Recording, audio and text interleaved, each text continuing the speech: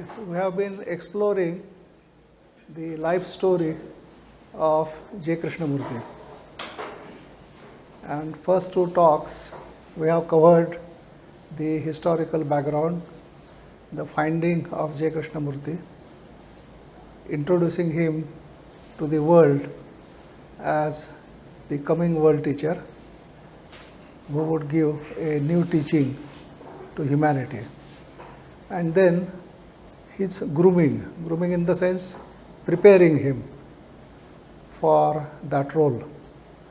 So up to that we covered in our first two talks, and also we covered the content of the book At the Feet of the Master.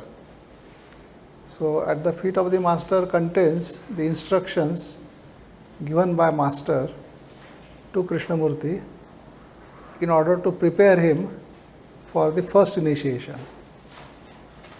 So which means that anybody who can make those instructions as his life, then he could be ready for the first initiation. So it gives all that. So all this was covered in the first two talks. Now today we will be considering the most important stage in preparing Krishnamurti for the world teacher. Now whatever is being said, it is not something imaginary, it is not the interpretation, it is not a theory, it is just a factual narration of the events that had happened in Krishnamurti's life. So it's a factual narration. It's not imagination, it's not interpretation, it's not some theory to explain something. It is just a factual narration. So I think one should look at it in that sense. Now whether it makes any sense to one's already established ideas or it doesn't make, that is not very important, because just because we don't understand something, therefore we cannot say that therefore it doesn't exist or therefore there is no such thing. All that you can say is that maybe it is there like that, but I don't understand and I have no resources to verify it. So that's all that one can say. Now they say that, we have seen that as the consciousness unfolds, the physical body also has to evolve, also has to develop, so that it is capable of expressing that consciousness. So both the things, they work together.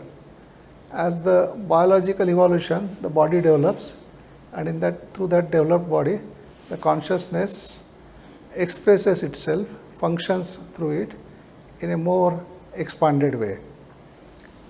And so these things, they have to work together.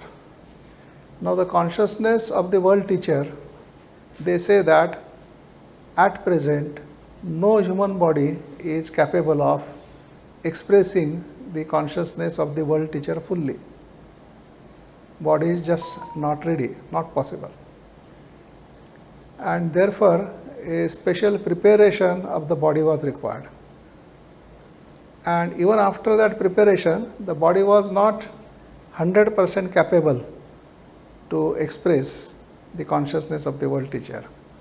It could express to some extent, maybe 70%, 80% like that, but not fully capable to,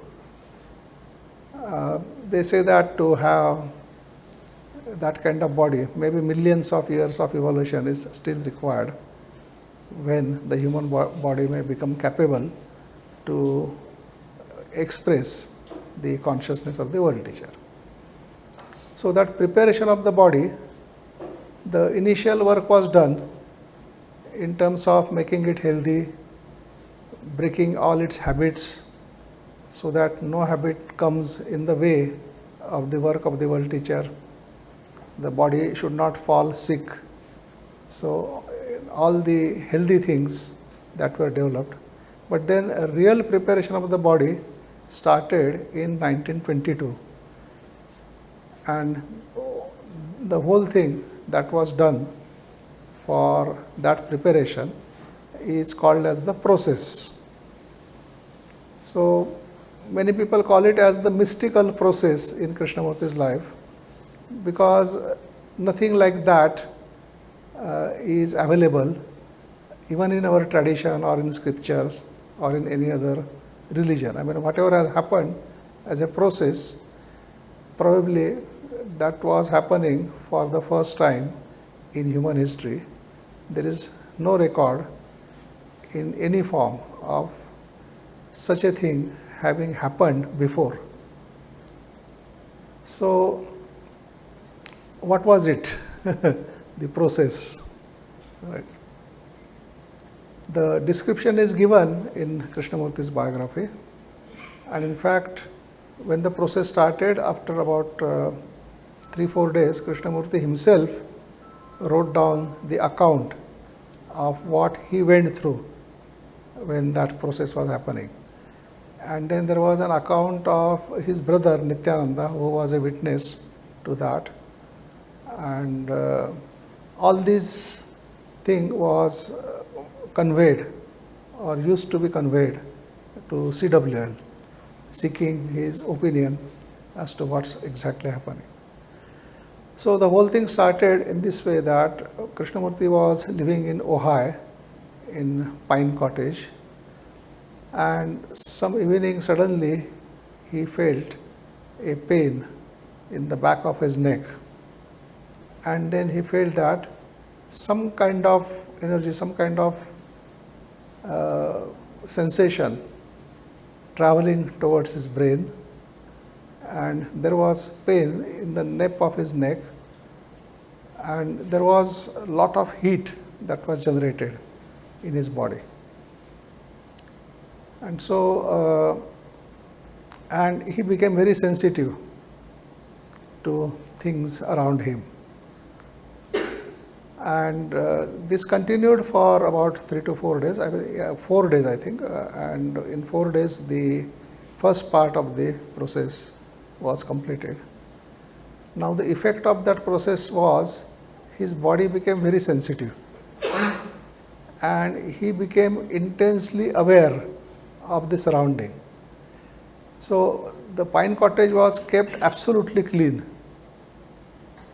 every day and all this thing, and yet Krishnamurti complained that it's very dirty. The bed is dirty, the cottage is dirty, and they need to clean it further and so on. I mean, that kind of sensitivity. Not only that, any kind of sound would disturb him. And even more than that, if the people around him had wrong kind of emotions in them, even that he could sense, and he was troubled by that. That means his body will get affected even by those emotions. So you can see or imagine what kind of responsibility lied with those people who were around him. I mean, they have to not only keep themselves absolutely clean, but they have to be very careful not to let any wrong kind of emotions. Now, what are wrong kind of emotions? The anger, the jealousy, the fear, all these things.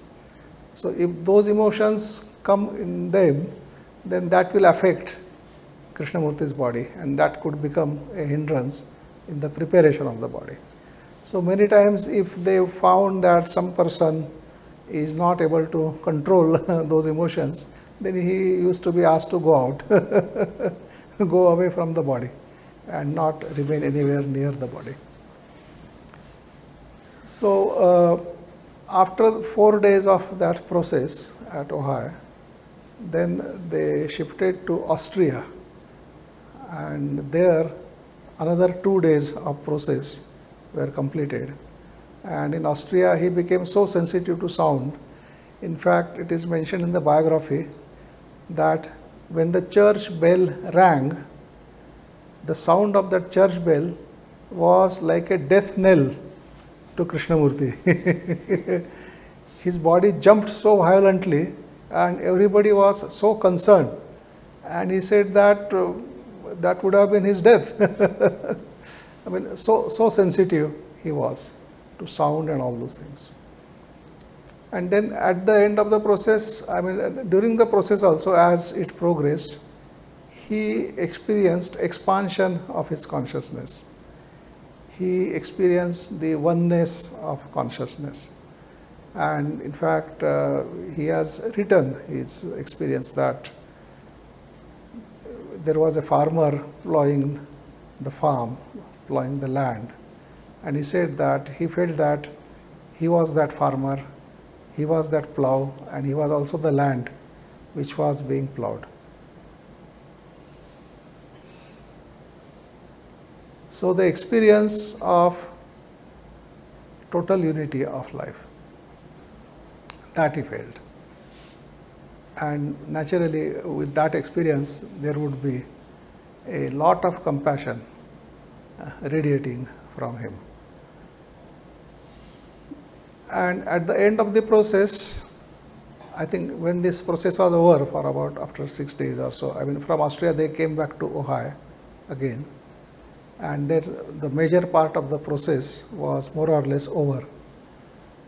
And after that, Krishnamurti wrote a book, or maybe he wrote a document which was later on published as a book, and that is The Path. So The Path is a very interesting book where he is describing his journey, and as you go through it, you get the feeling that he is not describing his journey only of this incarnation, but of many past incarnations, because what all the things he went through and how he finally came to what he was. So all that is very beautifully and poetically written in that book, The Path. And when you go through it, you can see that yes, that is not just his path or his story, but it is the lot of all the human beings.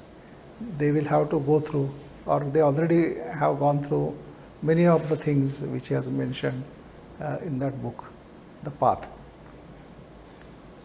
And when Krishnamurti was asked about this process, I mean much later, I mean when he had lost all the memory of his early life, he didn't have any first-hand memory of his early life. Whatever he knew was what was told to him by others who had witnessed events during that period. So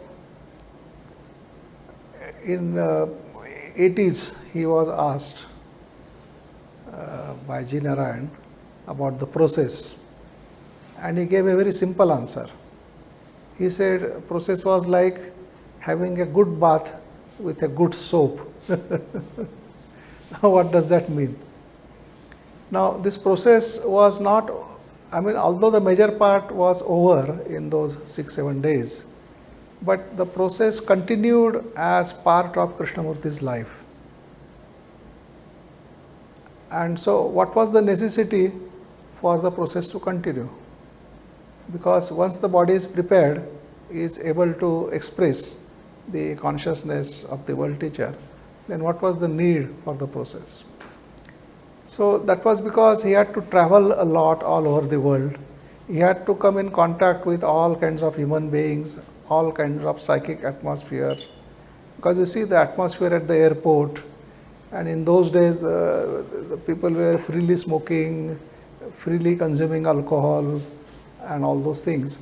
So the atmosphere was not that good, and that used to affect his sensitive body. And therefore, at the end of the travel, whenever he used to reach his destination, for 1 or 2 days, the process used to take place, just to cleanse all that body and purify it again, so that it is able to function properly. That used to happen like that. So it was a part of his life.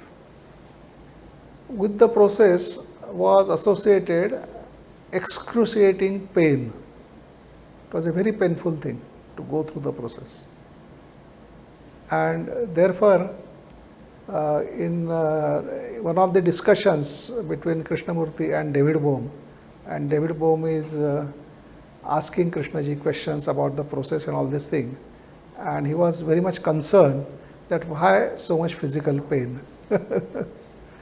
And he said that if to understand your teaching, if anybody has to go through the process, then that is quite a disincentive to study your teaching, because if he has to go through such pain, then probably he would prefer to keep aloof and have nothing to do with your teaching. So of course, Krishnamurti said that process is not necessary in order to understand the teaching. The process was necessary to create a link between the body of Krishnamurti and the world teacher. So the world teacher could manifest through that body, could use that body to give whatever teachings he wanted to give. But once the teaching is there, then you can just go through the teaching, apply it in your life, and then you can get what Krishnamurti got, you can get it without having to go through the process.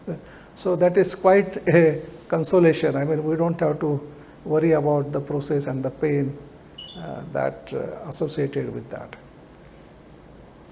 Now, many people, they say that the process was like awakening of the Kundalini in Krishnamurti.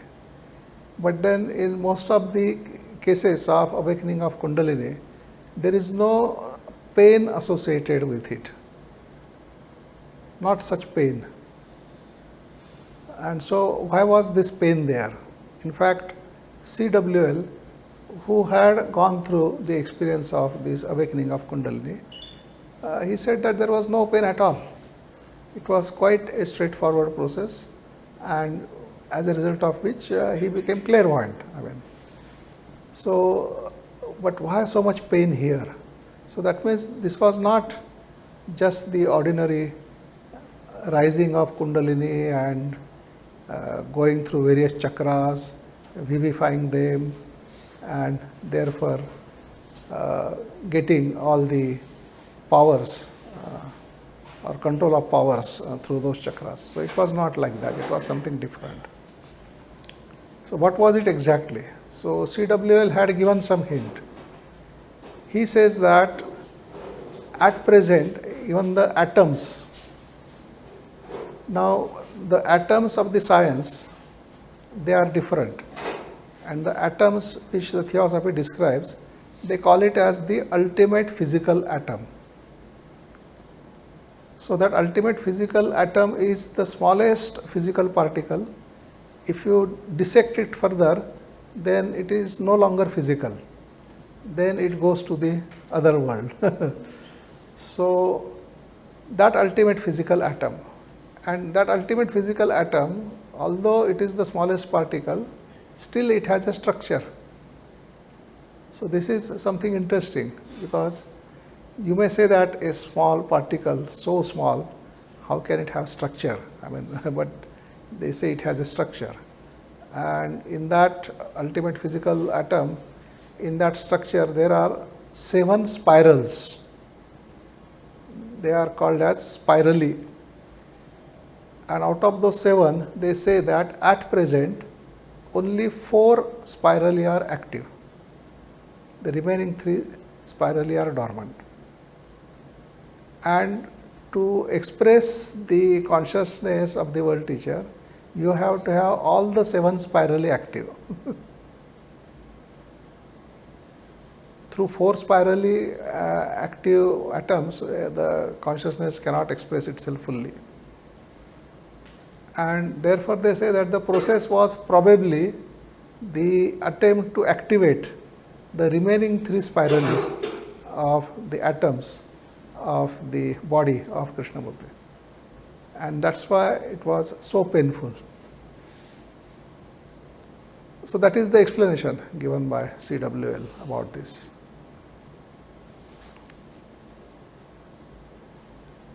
Then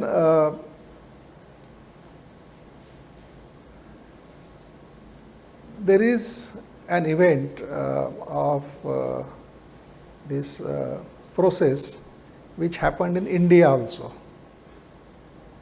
So in 1947, because up to 46 Krishnamurti didn't travel, due to Second World War he was mostly confined to Ohio Valley, and the American government had put a ban on him for giving any public talks and discourses, because his views about war were very well known, and America itself being in war, they didn't want that people are discouraged from the war.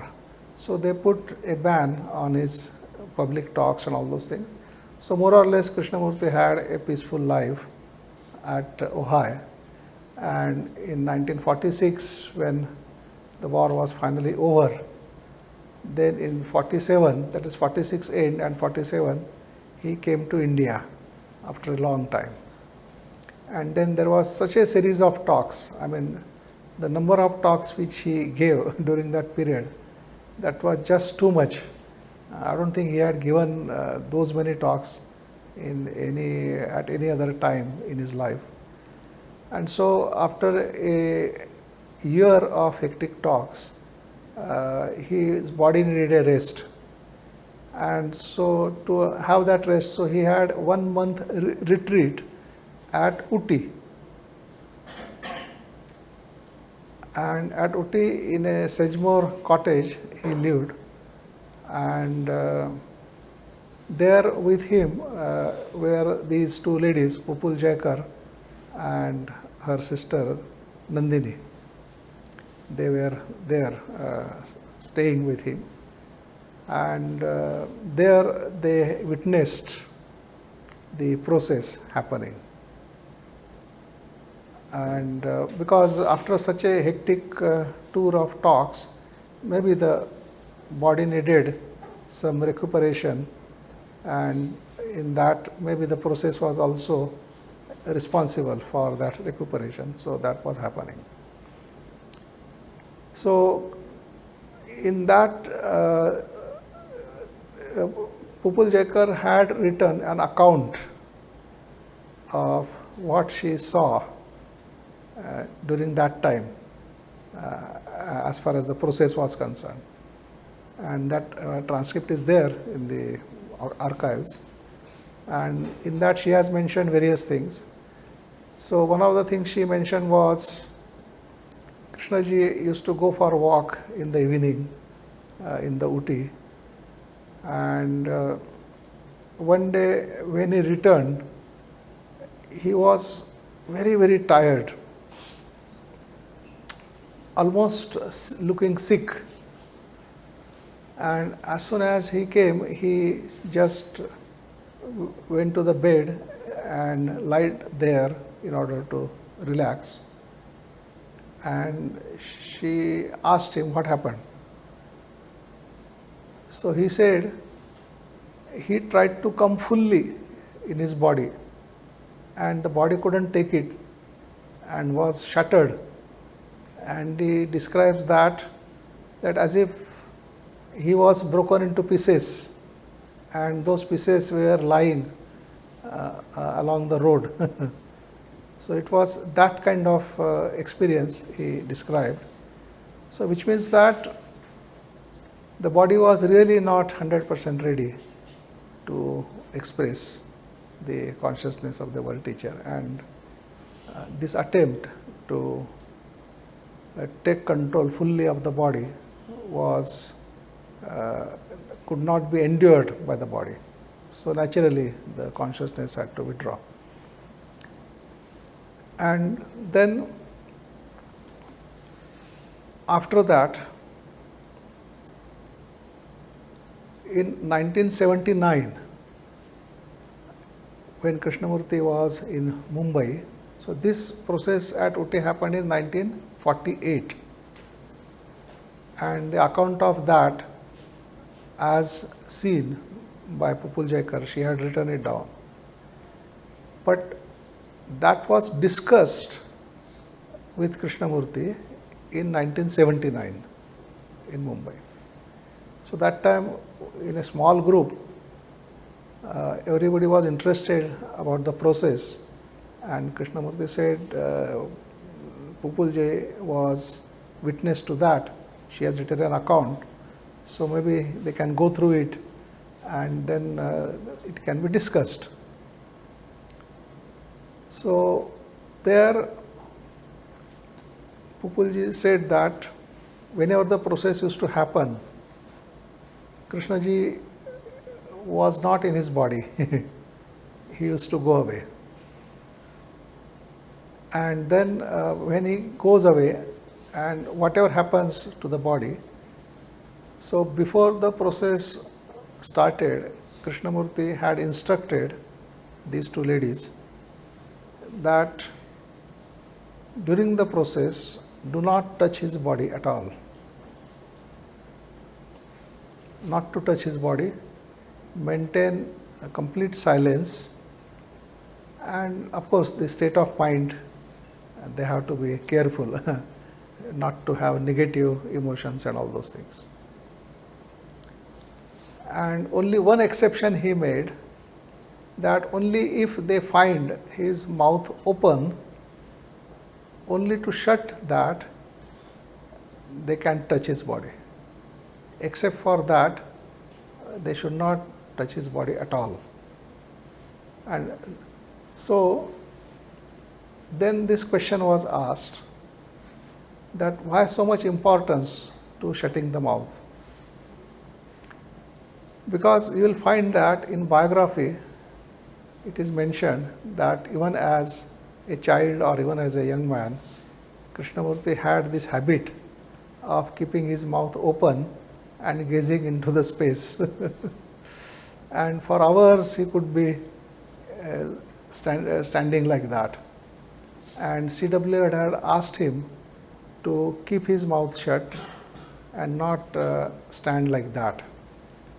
And even after reminding him n number of times, when CWL saw that the habit continued, then one day he just closed his mouth by doing like this.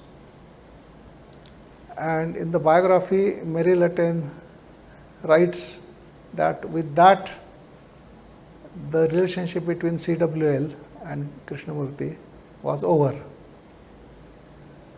Of course, that is her interpretation, but it was not so.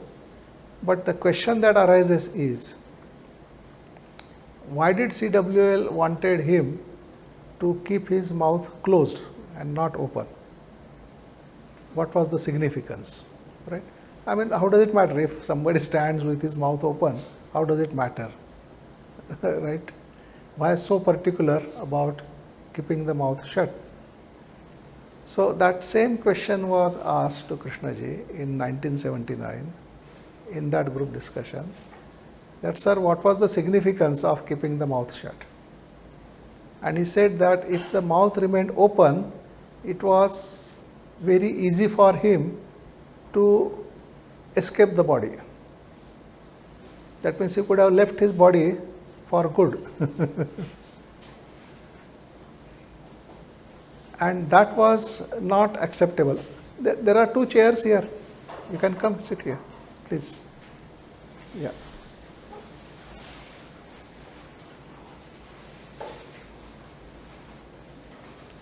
So now we can see the importance of that event.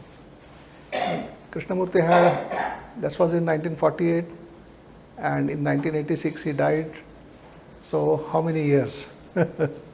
About 48 years he was yet to talk and convey his message, and if he just says goodbye to his body, then not acceptable. So that's why it was very important to keep the mouth closed, and therefore CWL was very particular that everything has to be done so that the world touch air can function without any difficulty, without any obstruction. And then during the process also, Krishnamurti, the body used to just cry, say things. I mean, Krishnamurti, although he was born in a Telugu Brahmin family and Telugu was his native language, but he completely forgot Telugu. He couldn't speak, he couldn't understand, right? But surprisingly, during the process, the body used to talk in Telugu. And whatever it used to talk about the childhood memories with his mother, sister, and what all the things he did, all these things. And then also the body used to cry out of pain. So now we can see that there were actually the three entities functioning through that body. The body itself, and body has its own life, its own living this thing. So they call it as a physical elemental.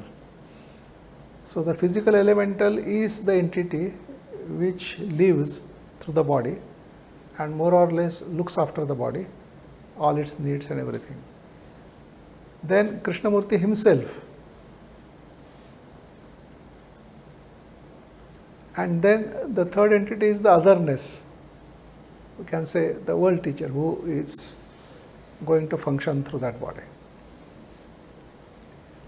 So during the process when the body is in great pain, Krishnamurti used to go out of the body, so he is no longer in the body, so he doesn't have to go through the pain, but the body had to go through the pain, and the body had to bear all that pain, and therefore the elemental used to express itself, that how painful it is and all those things. And many times when Krishnamurti is about to re-enter his body, the elemental used to be quite afraid of him. So it is, oh, Krishna is coming, so I should not cry, I should be quiet and all those things. So the elemental had its own life. So you can imagine for the people watching all these things, how weird or ununderstandable these events could be. And so they were puzzled at most. And it is said that most of the work on Krishnamurti's body was done from the subtle planes, the higher worlds. And only the physical effect of that were visible through the body. But it is said that whatever was visible at the physical level, far more than that was being done through the higher worlds. Higher world means the subtler worlds. We all of us have subtle bodies, and with those subtle bodies we are able to function in the subtler worlds. And most of the things, the process was not only at the physical level, but it was more of it was carried out in the subtler world, that is the higher world, let us say. And during the process, the persons present were, of course, Krishnamurti himself, then his brother Nityananda, then there was an English gentleman, A.P. Warrington, then there was a lady, Rosalind Williams, who was doing all the nursing work for Krishnamurti. And then there was another lady, she was a doctor. She was specially sent by CWL from Australia just to find out whether there was any negative effect on the body of that process, or whether the process was a result of any sickness or any abnormality in the physical body. Because he was very concerned and he had not seen any such thing before, and so he wanted to make sure that it was not due to some abnormality in physical body.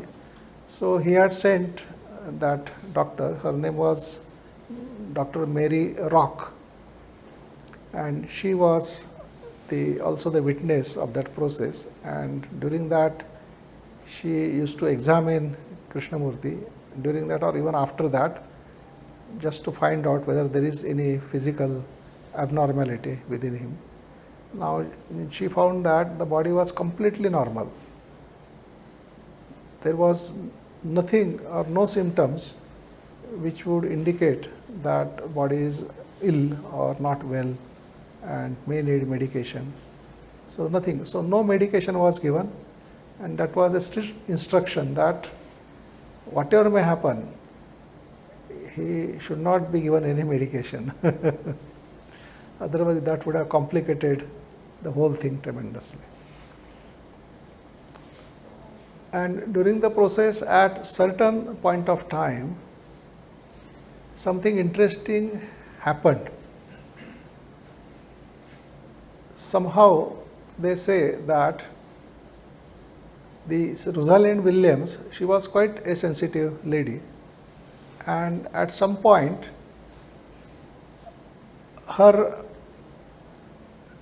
the clairvoyance was awakened in him for a short while, and she could see what was happening in the higher world. And what she saw was such surprise, such wonder. I mean, when you see something totally unexpected, when you see something totally grand, totally beautiful, I mean, totally out of, I mean, you couldn't even imagine all that. So what kind of expression such a person will have on his face? So all the people around could only see that expression on Rosalind's face, and looking at that expression, they could only conclude that she was seeing something very grand, something which is beyond imagination, beyond any description. And so they were puzzled. And then while as she was looking, then she was also communicating with somebody, and they were asking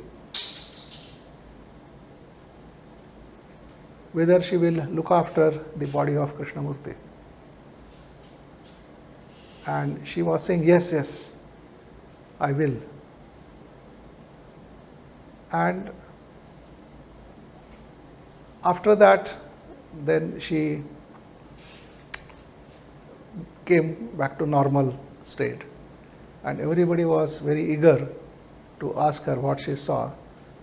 And she said she has no memory of what she has seen. It just was not recorded on her brain. And so we don't know what she saw in that. But certainly they say that the very high initiates and one of the masters, they were actually supervising this process from the higher world and making it sure that it goes in a right way and nothing untoward happens. And in the first talk we had seen how Krishnamurti became the member of the Sangha of Buddha, became a Buddhist monk, and there he met another monk who was very friendly to him, and we said his name was Dharmajyoti. Now the same Dharmajyoti in the next life of Krishnamurti met him as Arya Sangha, and that Arya Sangha had become master by 20th century and he was supervising this process. So you can see the link.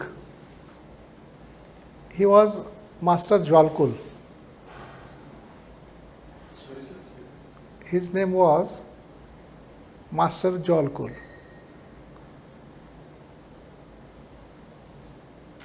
Djwal Kul.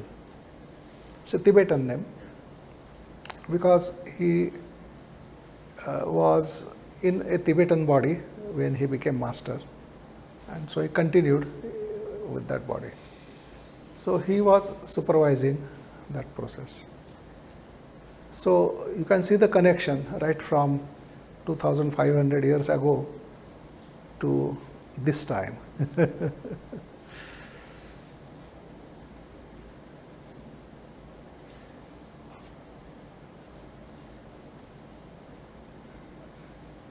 And it was, of course, a very delicate process, and they had to be very careful. In fact, there was an instruction that people have to take strict care so that everything goes well, nothing untoward happens, because they said if it doesn't go well, they will have to start all over again.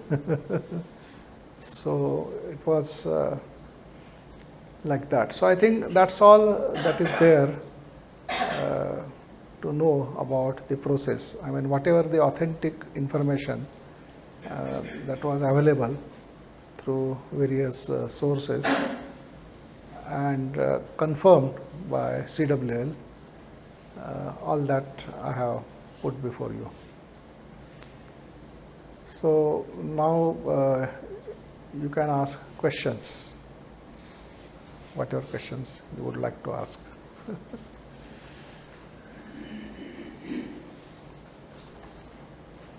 In this process, sir, the Kundalini recording, anything happened? Yes. Yeah, the energy of Kundalini was used, but in a different way. Awakening of Kundalini, yes. But usual awakening of Kundalini, what happens is that they awaken the Kundalini, pass it through various chakras, the 4 centers, and they vivify those chakras, and whatever is the siddhi that is possible through that chakra, they get it. And when the Kundalini is fully awakened, they are able to communicate with the next world while still in the physical body. So that is the usual Kundalini thing. But here that was not the purpose. Here the purpose was to activate those spirally in the ultimate physical atom. So to activate those, this energy of Kundalini was used. In yoga, they mentioned 2 types of energy, and of course we know, if we consider the physical energy, then we know 3 types of energies. The physical energy, which is we call electricity, so it is electromagnetism, convertible to heat, kinetic energy, potential energy. I mean, all the variations of energy that we see, they are of that nature. So that is one type of energy. The other type of energy, they say, is the pranic energy, which is mentioned in yoga, that this pranic energy is directly received from the sun, and you can control it through the process of pranayama. So the flow of pranic energy can be controlled through these various kinds of pranayama. And pranic energy is very much essential for the survival of the human body, they say. Because we have this body, which in yoga is referred to as Annamaya kosha. So the Annamaya kosha sustains itself through food, through Anna. That is, it is made up of Anna, so therefore it is called as Annamaya kosha. Pranamaya kosha survives through prana, which is the pranic energy. So pranic energy circulates in pranamaya kosha, and this pranamaya kosha gives vitality to the Annamaya kosha, so that our physical body depends on the prana flowing through Pranamaya kosha, without which it can't survive. So even in tradition you will find expression that when a person dies, they say his prana left his body, right? So prana leaving the body is actually the Pranamaya kosha leaving the Annamaya kosha for good. That means it has left, it has come out of the Annamaya kosha and severed all the connection with it, so that the body doesn't receive any nourishment or pranic nourishment from Pranamaya kosha, and therefore not able to survive. So it is dead. So that is the pranic energy. And the third kind of energy they talk about is this Kundalini. Now Kundalini energy, also the source is the sun, but it doesn't come directly from the sun. From the sun it goes to the earth, the center of the earth, and from the earth then it is there in the human body. So they say that the seat of Kundalini is the Muladhara chakra, a chakra at the base of the spine. That is where they say the Kundalini energy or Kundalini rests, and that chakra connected to the center of the earth and then connected to the sun. So that is the path. And they also say that these three energies, they are not interconvertible. That means you cannot convert this physical energy into Kundalini or pranic energy, or you cannot convert pranic energy into Kundalini or physical energy, or you cannot convert Kundalini into the other two forms. They remain independent. They function separately, and their functions are different. Only they can do those functions. So in this Kundalini energy was used for activating those atoms, so that the more such atoms in the body, the more capable it becomes to express the higher consciousness.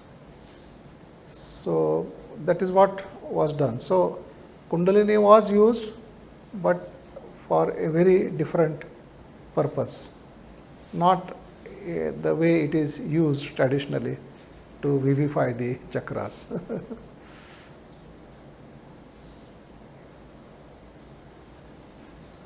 Yeah.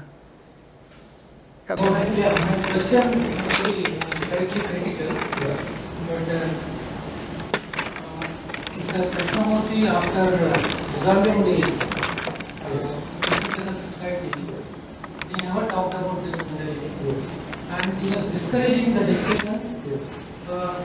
with a lot of people. Yes. With a lot of people, even Dr. Baum Yeah. and a lot of other people. The reason is why, and he was telling that the traditional way of Kundalini comes through a lot of control of the body, which is very dangerous. And the process, that's not the process actually.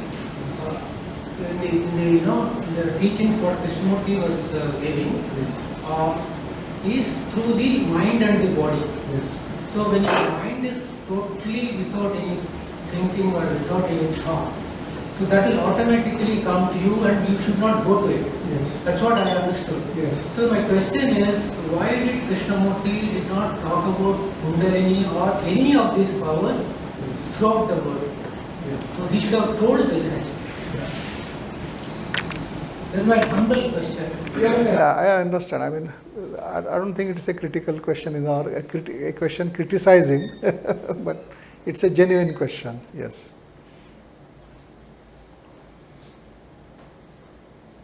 You see, whatever has been told to you just now is just an information. We have no way to verify it. Even that's what he was also telling in his talks. When somebody talks about sages and all that. So, the inquiry is only between question and answers. So, the same logic applies here. even with him. So what Kutul Jaikar or David Boham or whoever have seen him, maybe we don't know. It's totally, maybe it is a hallucination, maybe it is a perception like whatever he. No, I think now you are speculating. When you say maybe it's a hallucination, maybe it is this, maybe it is that, then that amounts to speculation. Let us not do that. That's why I said that what we are talking about is a factual narration of what actually happened, right? Just a narration. We may understand, we may not understand. We may accept, we may not accept, right? It's totally up to us. But just because I don't understand, just because I'm, say, incapable or I don't believe in these things, therefore I reject all of this, right? That I don't think is a very reasonable or logical stand. So therefore, I think each one of us has to find out one's own response to all this and see where one is. Now, when you consider all these things, all such things, right? First of all, you have to accept that you have no resources to verify this. You yourself have not actually seen it. There is no way, and maybe in order to verify all this, whatever faculties you need to develop in yourself, and in order to develop those things, whatever you are required to do, whether you are willing to do all that and get those and then verify all these. Now, we are not sure because first of all, we don't know what one needs to do in order to awaken these powers in oneself. And maybe there are in number of books and people telling you how to awaken this and how to awaken that, but you are not sure how genuine it is, and what if it lands you in trouble, then nobody can help you. So therefore, all that we can say is that, well, this is what has happened. We don't know the explanation, we don't understand it, but if we say that maybe there were people who could understand all these things, and of course there is a sufficient reason to say that yes, there were certain people who could understand these things, like say CWL or Annie Besant or people like that, who themselves were clairvoyant and had done lots of investigations about the higher world and subtle world phenomena and all those things. So whatever they have narrated, whatever they have recorded about these things, at least we can say that all what is mentioned in that is more likely to be true, more likely to be factual than imagination. Right? So in that sense, then we can go through it, and when we find that it doesn't logically contradict anything, only helps explain certain phenomena at the physical level, then we just leave it at that, and that's the end of it. All that is not required to understand what Krishnamurti had talked about. So his teaching you can study independently without any reference to anything. You don't have to read theosophy, you don't have to read scriptures, you don't have to read anything. Just go through what he is saying and then apply it to your life. Test the truth of it in your own life. And if you are able to do that, then it is no longer Krishnamurti's teaching, then it is your own life. So that is the beauty of that teaching. And after all, I mean, it's the world teacher who has given that teaching, and so it is a sacred teaching. Yeah, please, Rajshekhar, go ahead. Sorry, instead of expressing clearly, is all Kundalini and all those things have limited between their states. Yes. We have to go beyond that. They are ephemeral. They are nothing. Yes.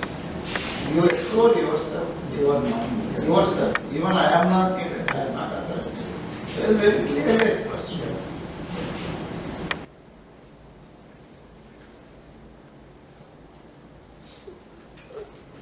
So, whatever has happened, I mean, it has happened, and we have to, I mean, there is no harm in knowing it.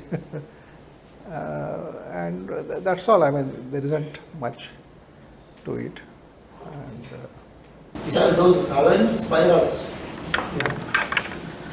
it may be something different as we are students of physics and atomic structure. Atomic structure, the atom has 7 spirals. Names may be KLM or something like that. those are the orbitals. Orbitals. They are also spiral. And when the electron comes out, it gives energy in the light form. When it goes, it absorbs. Are they related to what we talked about 7 spirals to have that world teacher's mind? The spirals which he talks about, they are different. They are not the orbitals in the atom. In fact, the atom he talks about is not the atom which the science knows as the atom. But they are related. In what way related? For example, he says that if you take a hydrogen atom, right? Now, in one hydrogen atom, how many those ultimate atoms are contained, right? So, ultimate atom, if you take it as a particle, and all the physical matter is made up of that, right? And the atom, the simplest atom the science knows is the hydrogen atom. So, that hydrogen atom must be consisting of all those ultimate physical atoms, right? It is made up of those only.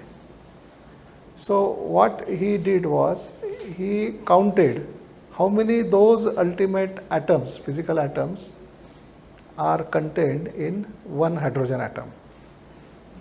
That he counted, and he gave a number, okay, these many. Then he takes helium, and in helium he counts how many those ultimate, he writes that number. And like that he does for many elements, right? And if he takes the number of ultimate physical atoms in one hydrogen atom as 1 unit, right? If he takes it as 1 unit and then compare it with the number of ultimate physical atoms in different elements, right? And convert them also into those units, right? Then it is found that you get the atomic number of that element.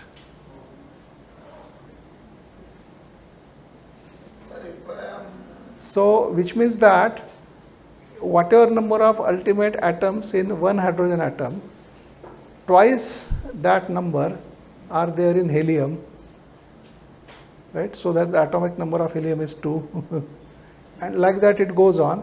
And in fact, he derived the whole periodic table based on this.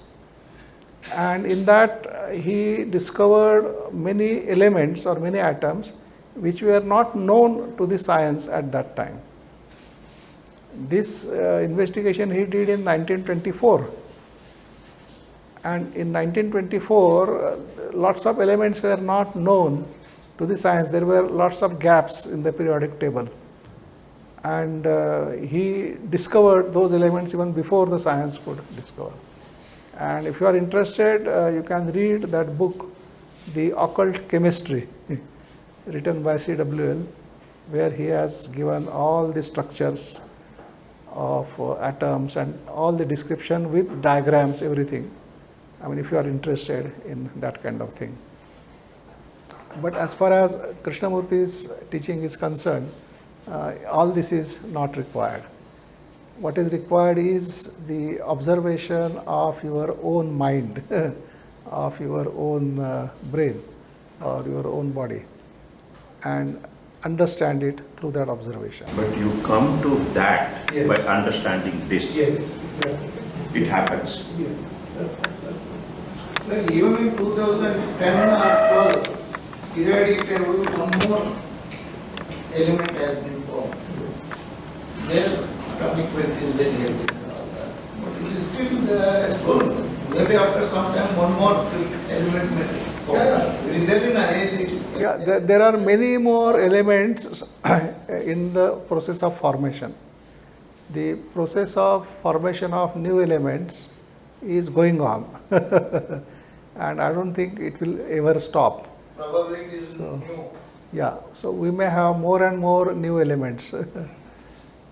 Yeah, Vedu, go ahead. So you described three aspects of the process. One was the world teacher's consciousness, the elemental, the physical elemental, and Krishnaji, the person. So in this journey, how was Krishnaji's own evolution in the understanding of the teachings of the world teacher? Yeah, I mean, Krishnamurti as a person is the entity who evolved through these various lives. So when we say lives of Alkyoni, so Alkyoni is just a nickname given to Krishnamurti. So those are the 48 lives of Krishnamurti. He went through them, and that is what he, I mean, in theosophical terms we say he evolved through all those lives. So it is the evolution of a human being. Now, evolution of a human being is unfolding of the potential of that human being, whatever is the human potential. And Krishnamurti has said that human beings have infinite potential. There is no limit to the human potential, and therefore the unfolding of that potential, there is also no limit to that. And unfolding will keep on happening. And so actually through all these lives, the potential in Krishnamurti unfolded. Yeah, please go ahead.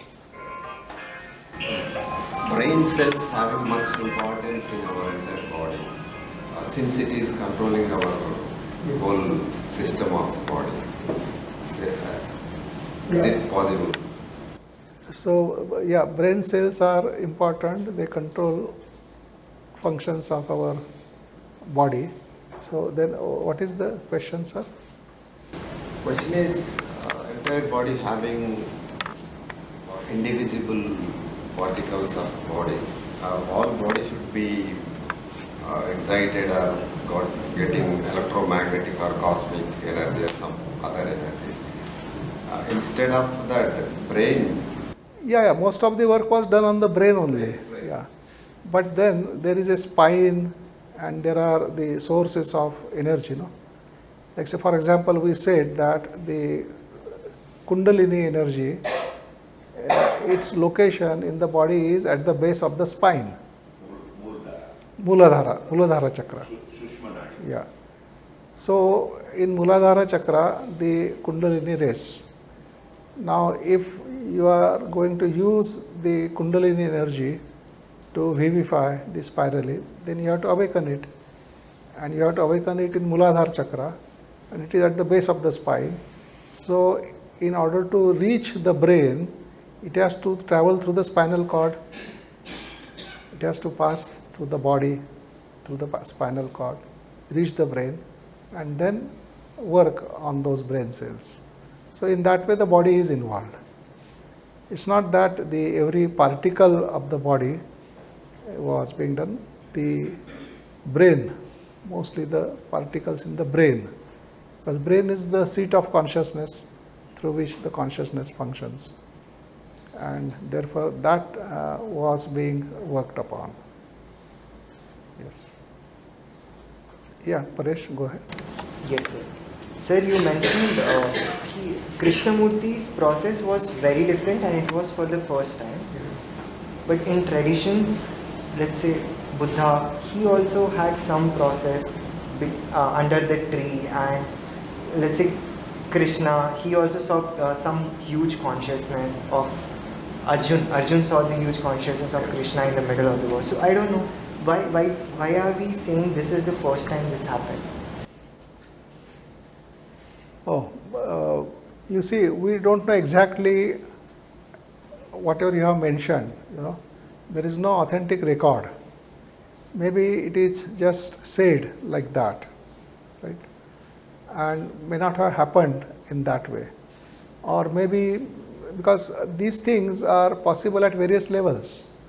I mean, just like say, if we just now said that Rosalind was able to see all those things, right? Now she may describe it as she saw the Vishwa and this and that and all those things. But now did she really see Vishwa or whatever is she?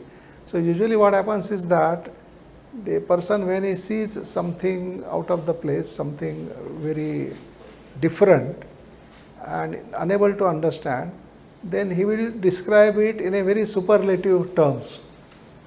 That yes, it is this, it is that, it is the ultimate, and so on. And then that is what people will hear, and they will say, oh, great. And somebody else again experiences a similar thing. He also describes in superlative terms that, and then they will say, yes, he has also seen. And then for everybody has seen, right?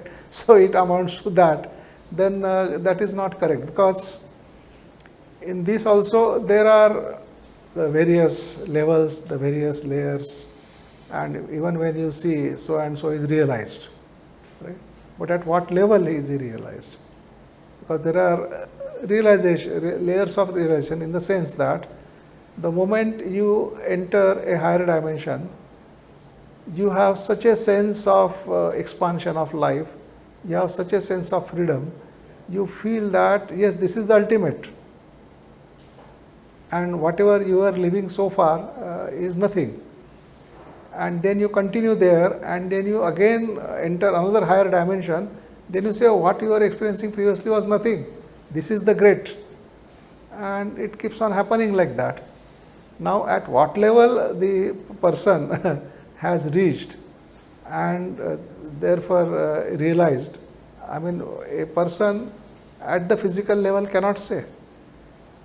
So usually what happens is that anybody who is higher than my level is realized. And they all look alike to me. So I will say, yes, they are all realized. Right? Because I can't distinguish between them. They look the same in their behavior, in the this, that. And so I will say, yeah, they are all realized.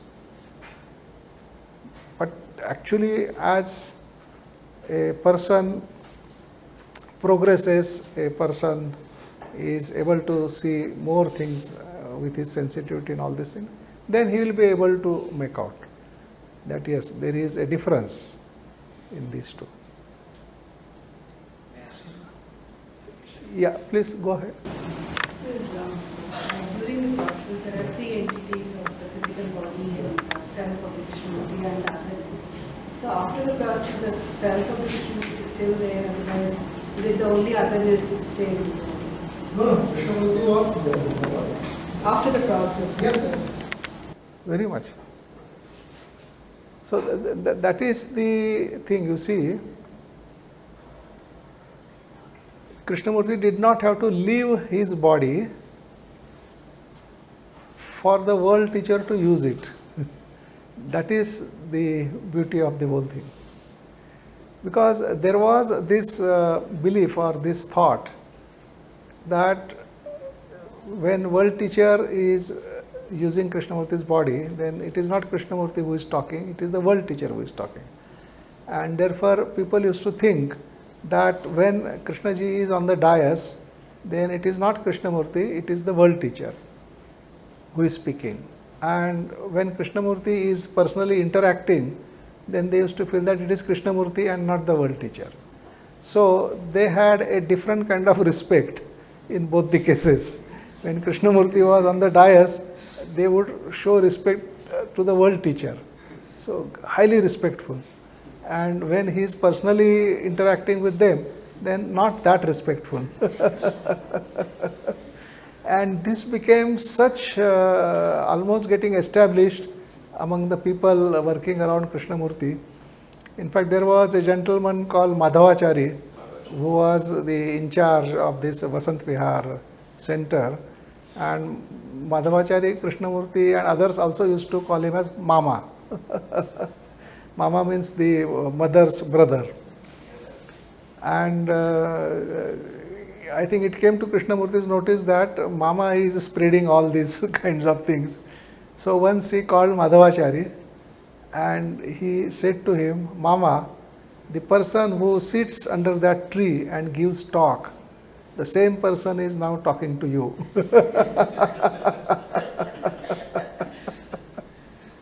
So it is the same person. Yes, yeah, removed also. Yeah, no, because he was faithful to Rajgopal, not Krishnamurti. Yeah. Anyway, but Krishnamurti had to explicitly say it to him that these are not two things. He is the same person sitting on the dais giving talk, and same person personally interacting. And as we have said that it was I think when we talked about Avtara in the first talk, we have said that in Krishnamurti's case, the world teacher didn't have to actually occupy his body, but Krishnamurti raised his consciousness to the level where he could meet the world teacher's consciousness. And when those two consciousness met at that level, they got blended, then the world teacher's consciousness could directly come to Krishnamurti's brain and could function through it. And so that is what was done.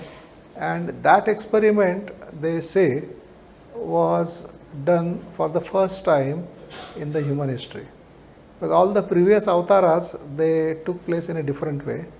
But this way of avtara was happening for the first time.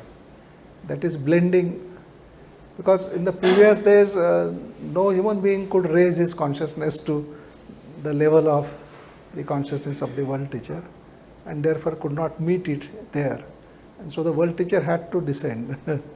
But here, because that was possible, therefore he didn't have to descend down.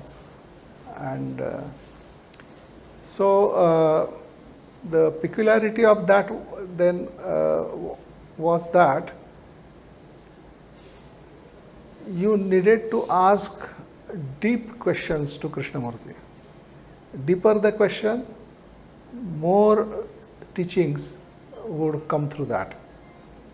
Superficial question, then only superficial way the teaching will come out of that. And so they always wanted, or Krishnaji always wanted, that he should meet people who are capable of asking him deep questions. Now, deep question, I mean,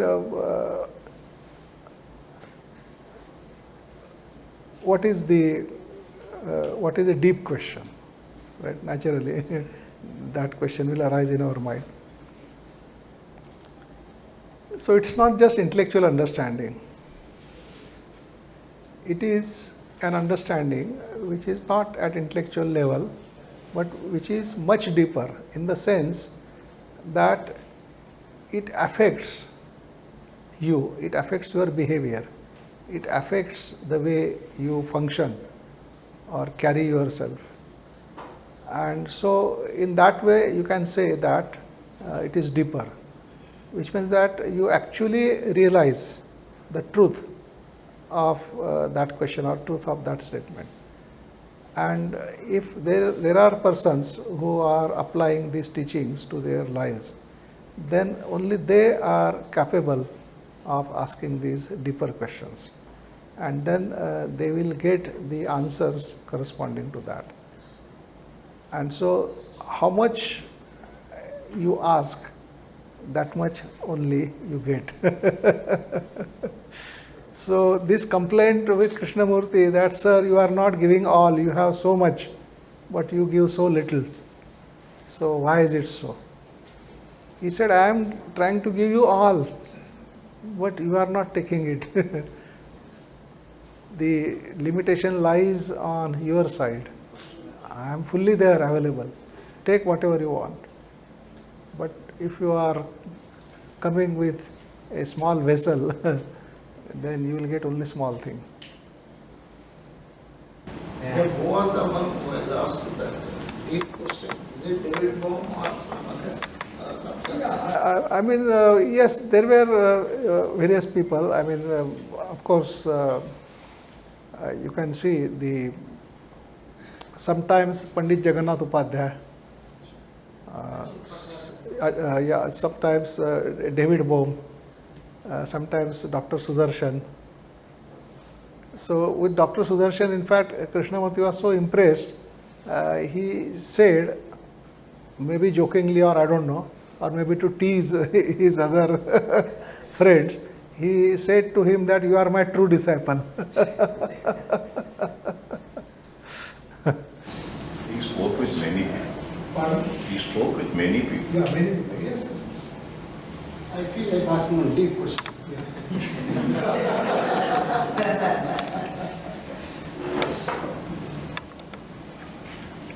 Sir, you could be seated, you don't No, he's taking videos.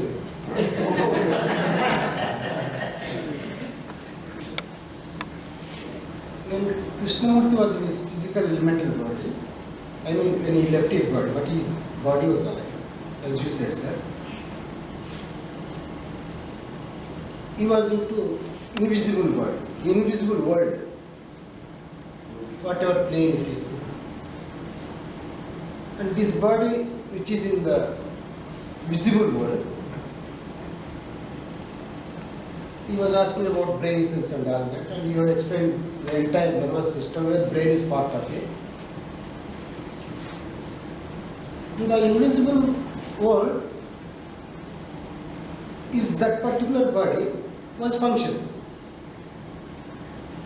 You said he is crying here in this body, elemental body. So his nervous system is functioning here also, sir?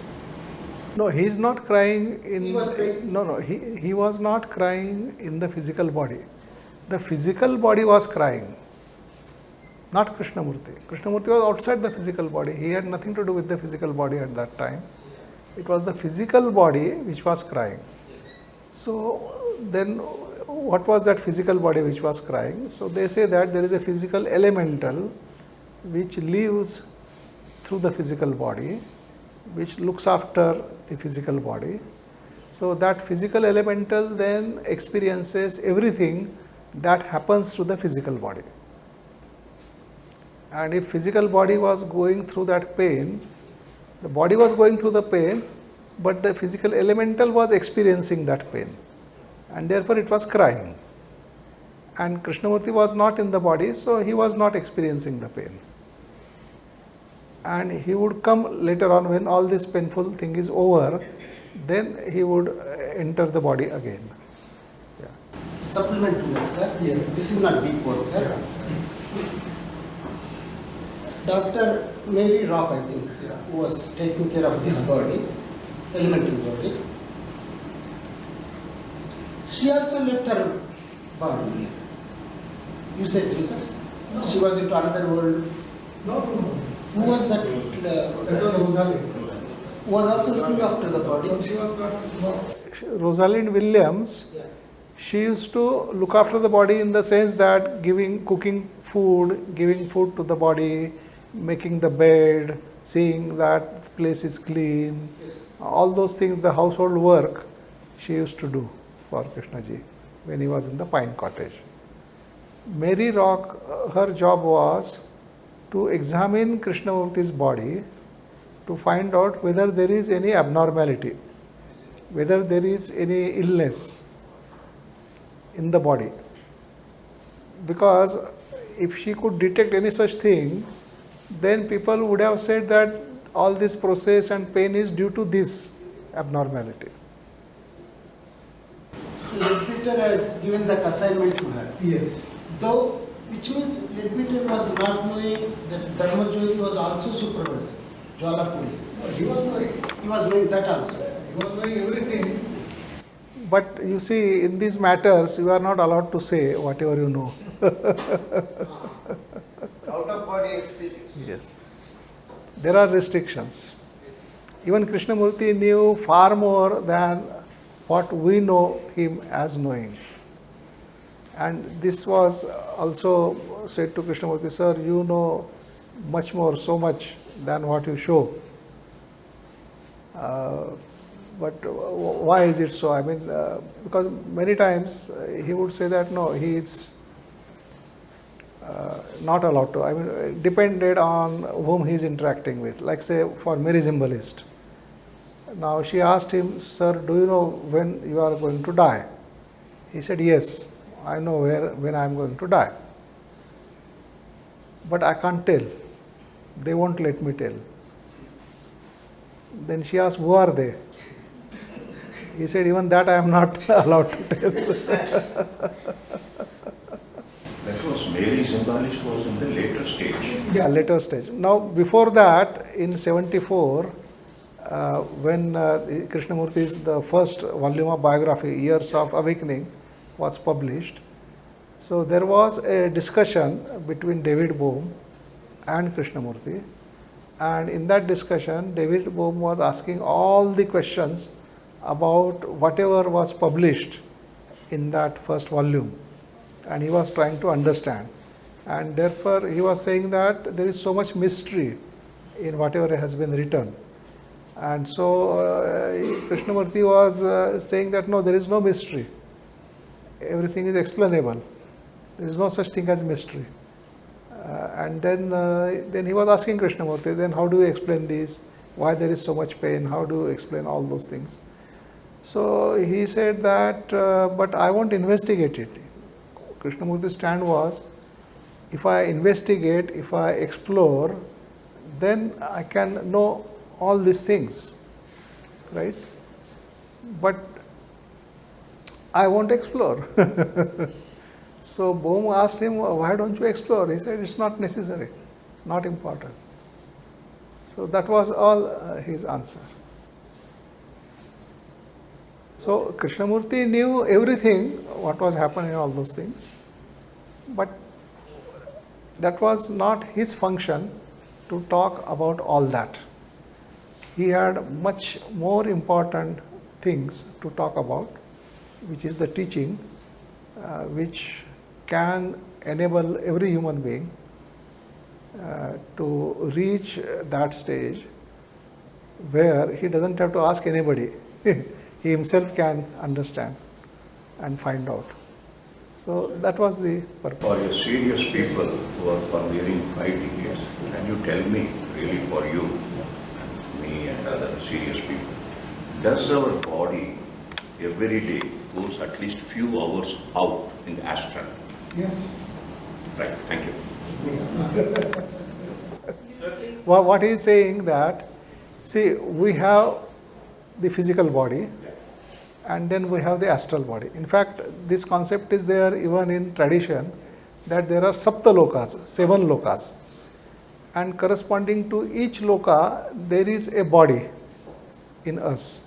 So we don't have just one body which is physical, we have 7 bodies. And with the corresponding body we can function in the corresponding loka. Now the thing is that all our bodies are not fully developed. So in fact they say that at the most 3 or 4 bodies are fully developed or developed reasonably.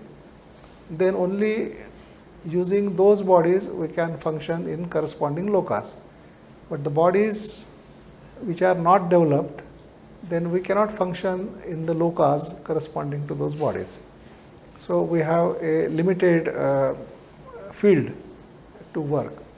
Now it is said that the next body, the physical, the next one is mentioned as astral body in theosophical literature. So astral body is more or less developed in all of us, and therefore we are able to function through the astral body in the astral world. Now it is said that whenever you go to sleep, you come out of your physical body in your astral body. That means your astral body comes out and functions in the astral world. You can meet people, you can interact, chat, or whatever you want to do. Just as you carry yourself in the physical, you carry yourself in the astral, through the astral body. And then when you wake up again, your astral body enters the physical body and you wake up. Now, the difficulty is that our physical brain is not yet that developed. Therefore, when the astral body comes back to the physical, it is not able to impress the memory of whatever it had done in the astral world. The memory of that it is not able to impress on the physical brain. So as far as the physical brain is concerned, it doesn't know anything what happened in the astral world. No information, nothing, because no memory. And the astral body is unable to impress that memory on the brain because it is not that developed yet. And so when you wake up, you have no memory of what you did in the astral world. But maybe some fragments or this or that may get impressed in some way, but then you see them as the dreams. Then you will say, I saw this dream, I saw that dream, and so on. And sometimes it may not be a consistent dream also. I mean, you may have seen one full dream, but that dream is not consistently impressed on the brain. So usually what happens, some fragment of that dream gets impressed, then another fragment, and then the brain, putting together all those fragments, views its own story from those fragments, which appears very weird. So you must have experienced that a lot of times you have very weird dreams and impossible things, happening there. So it's not that they happen that way, but they are impressed on the brain in that way. And the brain has formulated a story by putting them together through association. That is how the thought works. It associates ideas and tries to create a picture which it then understands. So that's what happens. So in the last few sessions you mentioned 7 bodies, astral body, mental, causal. After that, is it last one? That's the last one. So during deep sleep what happens? Which state are we in? We are in the astral. So there's a sense of bliss like in the deep sleep. No, not sense of bliss, not necessary. What can happen is that during the daytime, we are creating a lot of disorder in the brain. And because of that disorder, the brain is tensed up and the brain cannot function properly in that disorder. So it has to establish order. But it has no chance to establish order as far as one is awake. Because as long as one is awake, the process of disorder creation continues. Therefore, the brain has its chance when the body is asleep. So when the body sleeps, then the brain is working on itself, trying to establish order. Now, if brain is able to establish complete order, then when you wake up, you have a sense of having rested well, you feel very fresh, or maybe you feel very nice, bliss or whatever you may like to call. You can feel that. And if the brain is not able to establish full order, but part order, then you feel that yes, you slept but not so well. You don't feel so fresh. And if the brain is not able to create any order, that means the brain which went to sleep and the brain which awoke, no change, it's the same, then you feel that you didn't sleep at all. I was under the impression that deep sleep is equal to the last. No. Sleep means only from physical to astral, nothing beyond. Yeah, so I think we'll break for tea and snacks. Yeah. I am in the astral body. Yeah. I am in the astral world, Yeah. and I am meeting some people there. Are they in astral plane, or it's my imagination? Now, in the physical body, if you are making this statement, then it is your imagination. Because remaining in the physical body, you are not able to see them. The other possibility is that if you are able to impress your brain with all the information of whatever you did in the astral world, right, then you can say that yes, then you are able to meet them and they are there and all those things. But in the absence of both these, it is just an imagination. I think there should be some effect on the other person also. Yes. But many times what happens is that if you meet the person in the astral world and has nice interaction with him, then when you wake up, you have a little bit of different kind of feeling. And that much all that one can say, because when the astral body is in a very orderly state, enters the physical body, so that order affects the brain in certain way. So brain also feels orderly and nice and so on. So that's all. But otherwise, you see, it's very difficult to get, very easy to get deceived in this. The deception is possible at every step. And that deception is causing confusion a lot of Yes, yes, yes. So one has to be very, very careful, whether it is one's own imagination or whether one is actually seeing it. And sometimes you may get a actual verification of your experience. And if you get that, then yes, you can safely say that yes, you actually did that. But without that, it's better not to take it for granted.